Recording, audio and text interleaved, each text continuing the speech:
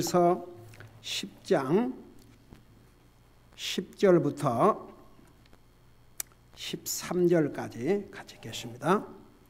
10절에서 13절까지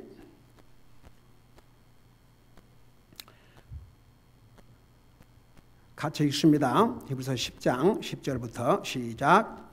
바로 이 뜻으로 말미암아 예수 그리스도의 몸이 단 한 번 영원히 들어짐을 통해 우리가 거룩히 구별되었노라.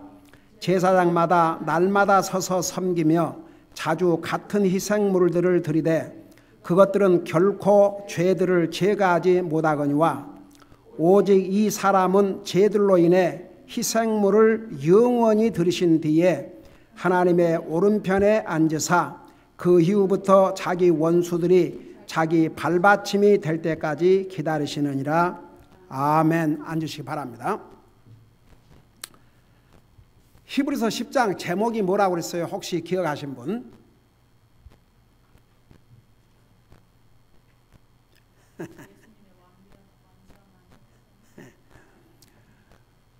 구약 성경에서 들어졌던 짐승의 희생과는 비교할 수 없는 완전한 희생에 대해서, 그래서 그 완전한 희생이 바로 예수님이라는 사실을 자세하게 설명해 주는 장이 바로 10장인데, 그 첫째 이유가 뭐라고 그랬어요? 왜 예수님의 희생이 짐승의 희생보다 훨씬 뛰어난 첫째 이유가 뭐라고 했습니까? 그보다 먼저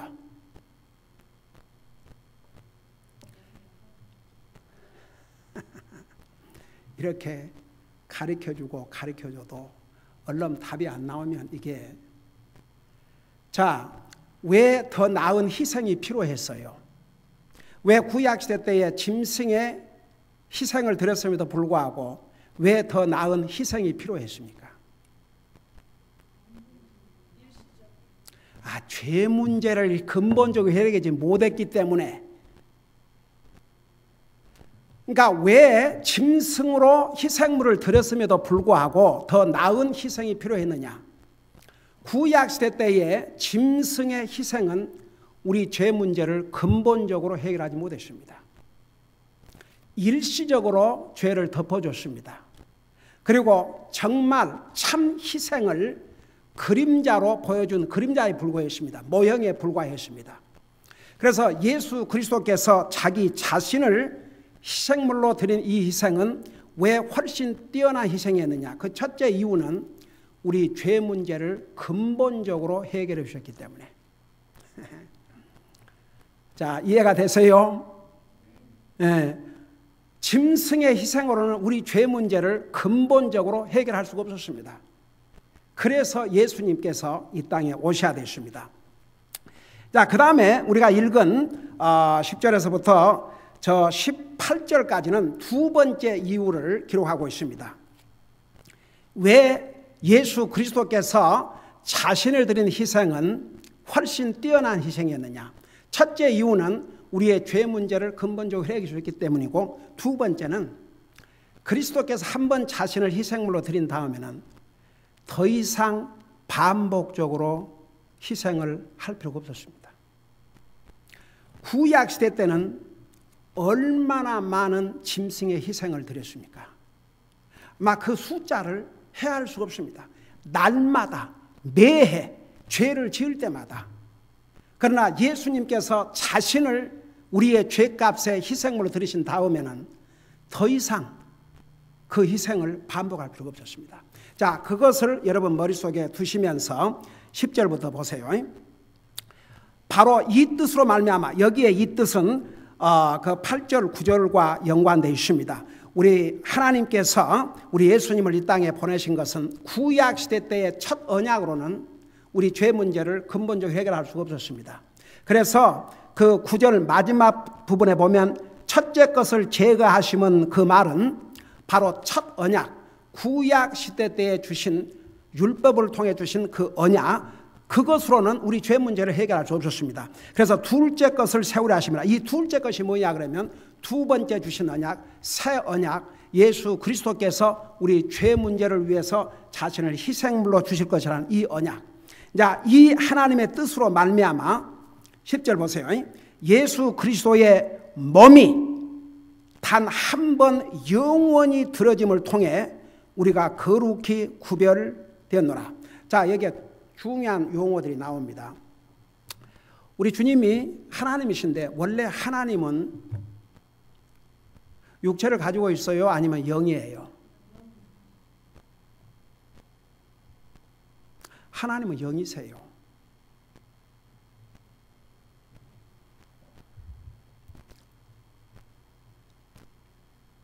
우리 예수님도 이 땅에 육체로 오시기 전에 영이셨어요? 아니셨어요? 하나님은 영이십니다.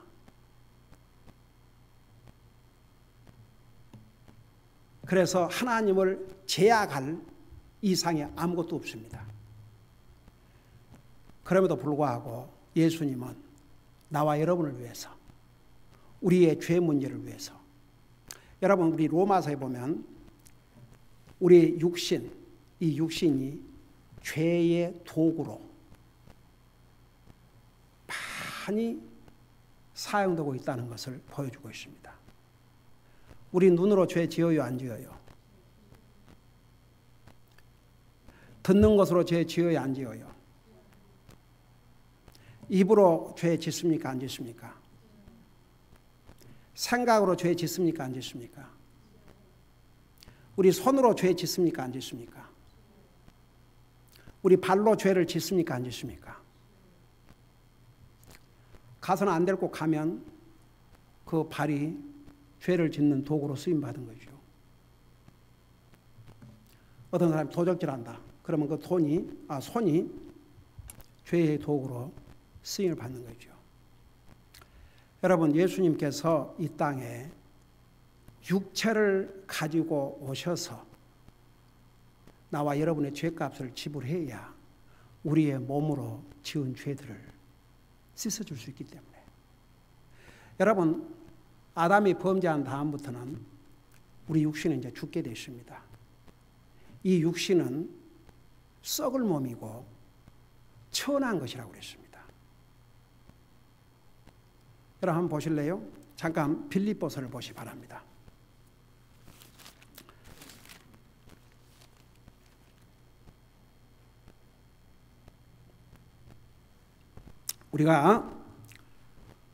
우리가 구원받아 하나님의 자녀로 가지만 우리가 너무 육신적인 생각, 육신을 많이 생각하고 살지만 물론 우리 육신 생각해야 됩니다.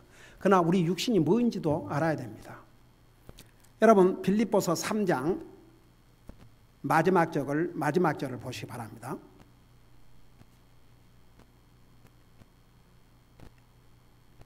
우리 한번 읽어보겠습니다. 빌립보서 3장 21절입니다.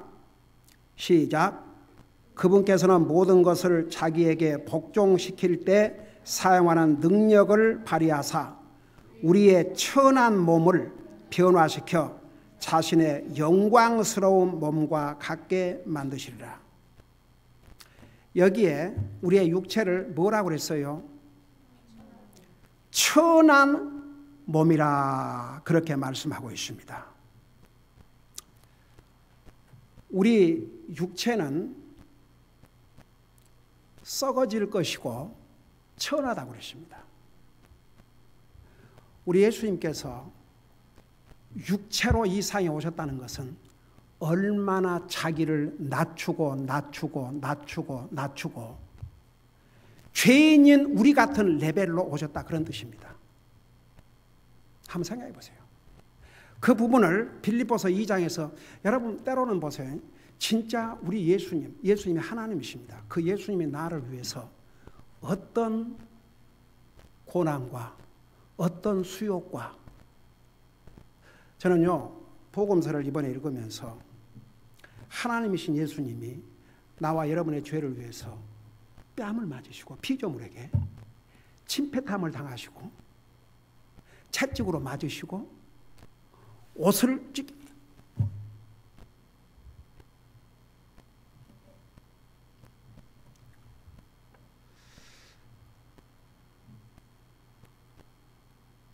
우리가 값없이 구원받고 하나님의 자녀가 됐지만 주님이 우리를 영원한 지옥의 형벌로부터 구원하셔서 영원한 하늘나라 가게 하시기 위해서 어떤 대가를 치르셨는지를 생각하면요, 할 말이 없어요. 우리가 주님께서 우리에게 베푸신 그 사랑과 그 은혜를 우리 말로 다 표현할 수가 없습니다. 그래서 왜 성경에 주님을 깊이 알라고 그런 줄 아십니까? 계속 주님을 알아가야 됩니다. 주님을 알면 알수록 사랑하지 아니할 수 없게 됩니다. 주님을 알면 알수록 그분을 경배하지 아니할 수 없습니다. 주님을 알면 알수록 주님을 섬기지 아니할 수 없습니다. 주님을 알면 알수록 그 주님이 우리에게 얼마나 소중한 분인가를 생각하지 아니할 수 없습니다. 여러분 보세요. 예수님께서 육체로 이 땅에 오신 모습을 똑같은 빌립보서 2장에 이렇게 말씀하고 있어요. 여러분 보시기 바랍니다. 2장 6절부터 보세요.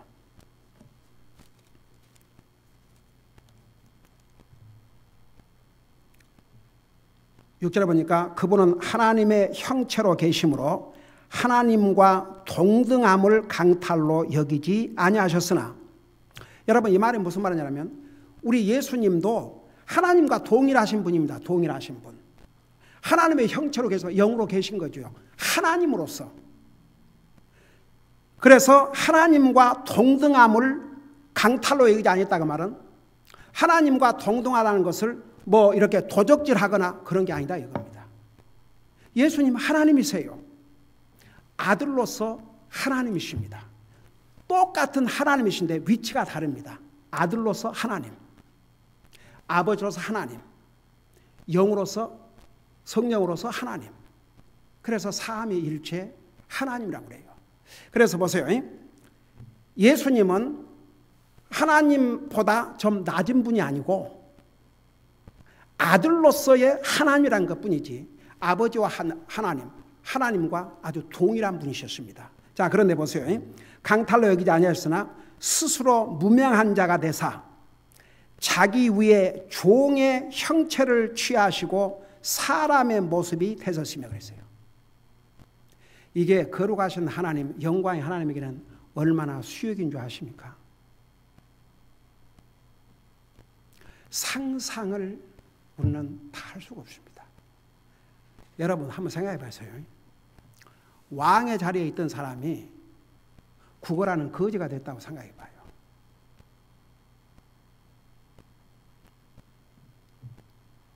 이번에 뭐 돈을 숫자로도 셀 수 없는 그런 거부가 여러 가지 범죄 혐의에 걸려가지고 뉴욕 감옥에 갔는데 뭐 이틀 만에 자살했다고 그러지 않습니까?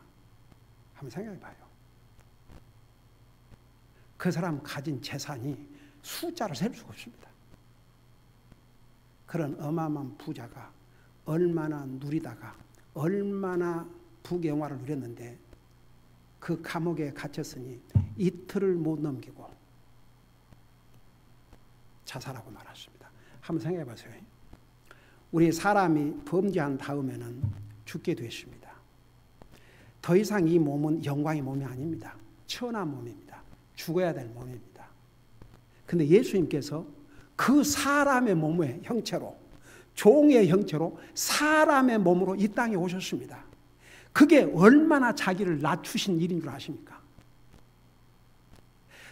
어떨 때는 한번 우리가 예수님은 나의 주인이다. 예수님은 나의 구원자다. 예수님 때문에 내 죄를 용서받다. 그래요. 그거 알아야죠. 그렇지만 더 깊이 들어가서 정말 예수님께서 나 같은 죄인을 구원하시기 위해서 어떤 과정을 거치셨는지를 한번 생각해 보세요. 그래서 이게 뭐라 했습니까? 자기 위에 종의 형체를 취하시고 사람의 모습이 되셨으며 사람의 모양으로 나타나사 자기를 낮추시고 죽기까지 순종하셨으니 곧 십자가의 죽음이라. 그래서 여러분 우리 예수님께서 육체를 가지고 이 땅에 오셔야 되십니다. 왜냐? 그 육체로 우리의 죄값을 치러주지 아니하면 우리 육체로 지은 죄를 어떻게 용서받습니까? 여러분 우리가 죄는 어디서부터 시작하냐면 이 생각부터 시작을 해요. 생각. 그렇지만 그 죄를 밖으로 나타나는 데 사용하는 것은 우리의 몸입니다. 그러니까 예수님께서 육체로 이 땅에 오셔야 했습니다. 그래서 로마서 12장에서는 12장 1절에서 뭐라 했어요? 내 몸을 산 제사로 드리라.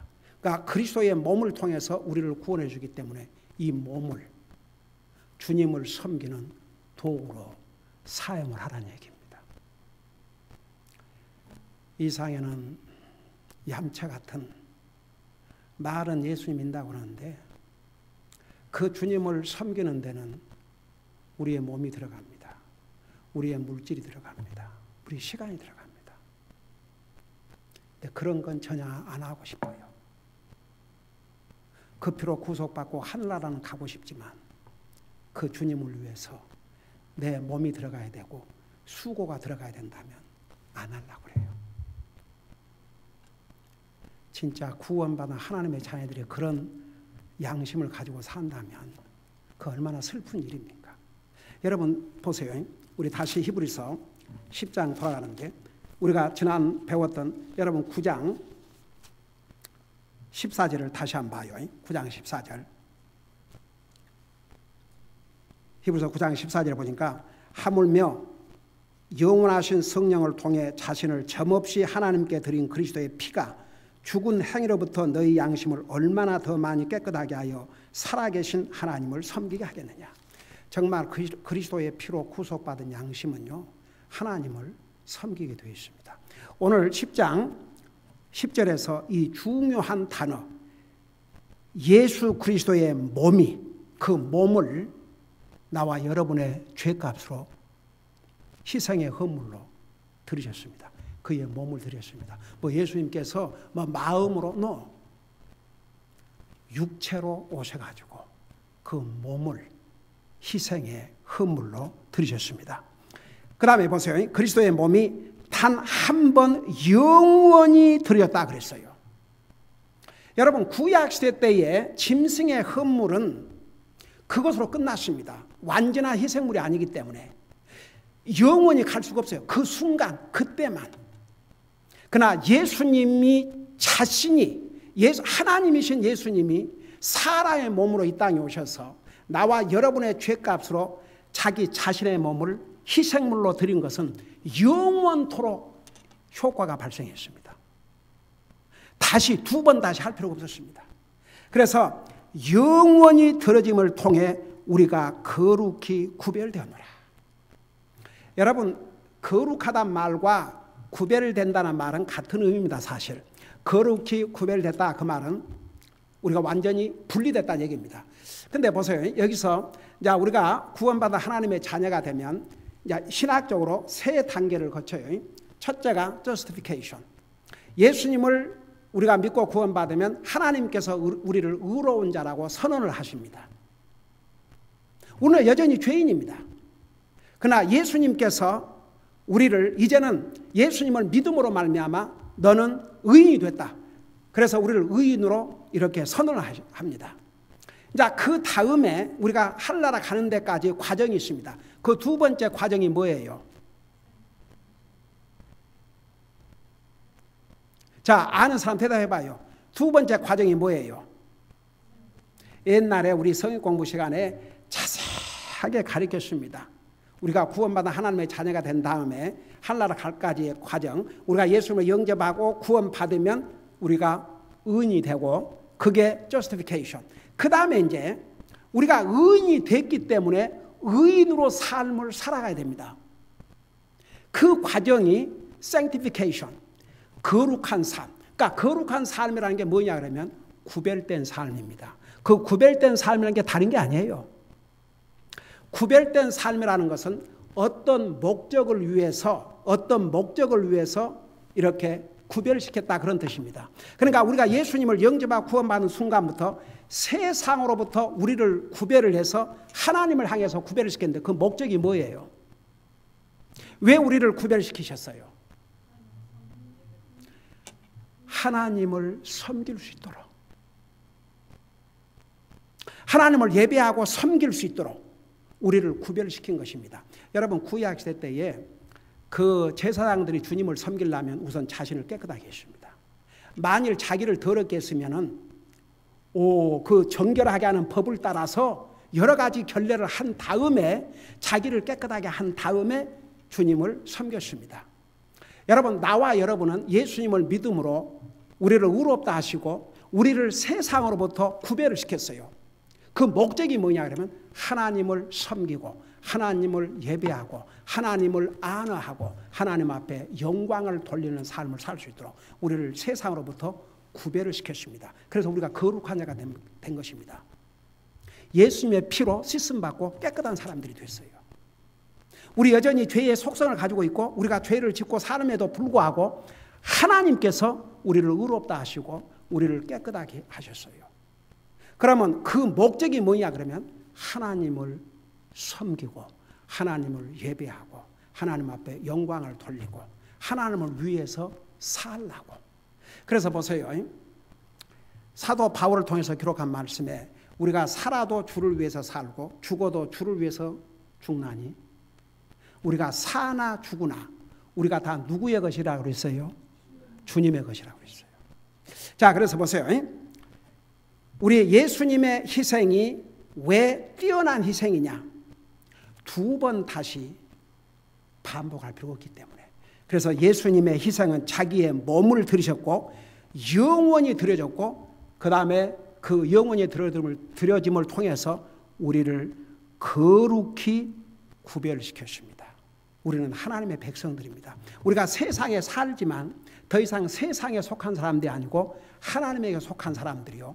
하나님을 향해서 분명한 목적을 가지고 우리를 구별시켰다. 그런 뜻입니다. 그 다음에 11절 보세요. 제사장이 날마다 서서 섬기며 자주 같은 희생물을 드리되 그것들은 결코 죄들을 제거하지 못하거니와. 그러니까 구약시대 때는 보세요. 제사장들이 하는 일이 날마다 그 성소에서 범죄한 사람들이 가지고 오는 짐승을 죽여서 하나님 앞에 희생물로 드리는 일이었어요. 그러니까 사람이 사는 동안 죄를 짓고 죄를 짓는 날 동안은 누가 대신 희생을 당했습니까? 짐승이. 그러니까 보세요. 죄값은 죽음이라 그러는데 구약시대 때는 죄값 때문에 사람이 바로 죽는 게 아니고 짐승이 대신 죽어줬어요. 그리고 사람의 생명을 이렇게 연기시켜 주셨습니다. 그래서 구약시대 때는 날마다 제사장들이 하는 일이 날마다 서서 섬기며 자주 같은 희생물 드리되 그것들은 결코 죄들을 제거하지 못했다 그랬습니다. 그래서 짐승의 희생보다는 훨씬 뛰어난 희생이 필요했습니다. 그래서 예수님이 오셔야 되십니다. 왜냐하면 예수님이 이외에는 그 누구도 완전한 희생이 될 수 없기 때문입니다. 자, 우리 12절을 보세요. 거기 보니까 그러나 이 사람은 이제 이렇게 지금 비교를 해서 설명해 주는 거예요. 10절에서는 예수 그리스도의 몸으로 단 한 번 영원히 들어짐을 통해 우리가 영원히 구별됐고, 그 다음에 이제 11절에는 구약 시대 때와는 달리 12절 오직 이 사람은 예수님을 가리켰어요. 오직 이 사람은 죄들로 인해 한 희생물을 영원히 들이신 뒤에 하나님의 오른편에 앉으사고 그랬어요. 자, 우리 예수님께서 나와 여러분의 죄를 위해서 희생물로 들이신 다음에는 하늘나라 딱 가셔가지고 오른편에 앉아 계셔요. 오른편에 앉아 계신다는 의미가 뭔지 아십니까? 권위의 자리예요. 그리고 동시에 예수님께서 하셔야 할 일을 완전히 완성시키셨다는 그런 의미입니다. 여러분 보세요. 열심히 일하고 앉았다 그러면 이제 다 끝냈다는 얘기 아닙니까? 그래요, 안 그래요? 그러니까 예수님께서 이 땅에 오셔서 나와 여러분의 죄값으로 자기 자신을 희생물로 드리신 다음에는 하늘나라 가셔서 여러분 그 오른쪽이라는 자리가 중요한 의미입니다. 그러니까 하나님 아버지의 오른편에 예수님이 앉아 계셔요. 결국 이 세상을 누구를 통해서 심판하신 줄 아십니까? 아들이신 예수님을 통해서 심판하셔요. 그래서 고린도후서에 보면은 그리스도의 심판대라는 게 있습니다. 그리스도의 심판대. 이 그리스도의 심판대는 그리스도를 통해서 구원받은 하나님의 자녀들이 이 땅에 사는 날 동안 어떻게 주님을 섬겼느냐에 대한 심판이고, 그 다음에 최후의 심판은 인류 역사 이래로 구원받지 못하고 죽은 사람들, 그들을 다시 육체적으로 살려서 심판해서 영원한 불못에 보내는 심판입니다. 그래서 그 심판의 권한을 아들이신 예수님에게 아버지 하나님이 맡기셨다고 그랬어요. 그리고 이제 13절, 그 이후부터 자기 원수들이 자기 발받침이 될 때까지 기다리는데, 사실 12절과 13절은 구약 성경 시편 110편 1절에서 인용한 말씀이 옳시다. 그러니까 이미 예수님이 이 땅에 오시기 약 1000년 전에 다윗을 통해서 우리 예수님께서 어떻게 하실 것이고 그 결과까지도 다 이렇게 예언을 해 주셨는데, 그 예언대로 예수님께서 이 땅에 오셔서 성취하셨음을 이 히브리서에서 기록하고 있습니다. 자, 이 부분은 우리 다음 수요일 날 또 계속해서 공부하도록 하겠습니다. 기도하십니다. 사랑의 아버지 하나님, 구약시대 때 율법 아래서 아무리 많은 짐승을 희생물로 드려도 우리 인생의 제 문제를 근본적으로 해결하지 못했습니다. 그래서 짐승의 희생보다 더 훨씬 뛰어난 희생이 필요했는데, 그 희생은 하나님이신 예수님밖에 없었기 때문에 하나님이신 예수님이 사람의 몸으로 이 땅에 오셔서 우리의 마음으로 죄를 지을 뿐만 아니라 우리의 몸으로 지은 죄값을 지불하시기 위해서 사람의 몸, 천한 몸, 육체를 가지고 이 땅에 오셔서 자기 자신을 완전한 희생물로 드림으로써 우리 죄 문제를 완전히 해결해 주시고 우리를 완전히 영원토록 하나님의 백성들로 구별시켜 주셨습니다. 우리가 구원받고 하나님의 자녀가 되고 의인이 되고 거룩한 하나님의 백성이 된 것은 이런 주님의 희생 때문이었다는 거 잊지 말게 하시고, 정말 이 주님을 이 상에 그 누구보다도 사랑하고 소중히 여기고 우리를 거룩히 구별시킨 것은 이 땅에 사는 날 동안 이 주님을 예배하고 섬기고 우리의 삶을 통해서 주님 앞에 영광 드리고 오라고 우리를 구별시키셨음을 우리가 배웠습니다. 그렇게 살 수 있도록 우리의 삶을 인도하여 주시옵소서. 감사합니다. 사랑합니다. 예수님의 이름으로 감사 기도드리옵나이다. 아멘.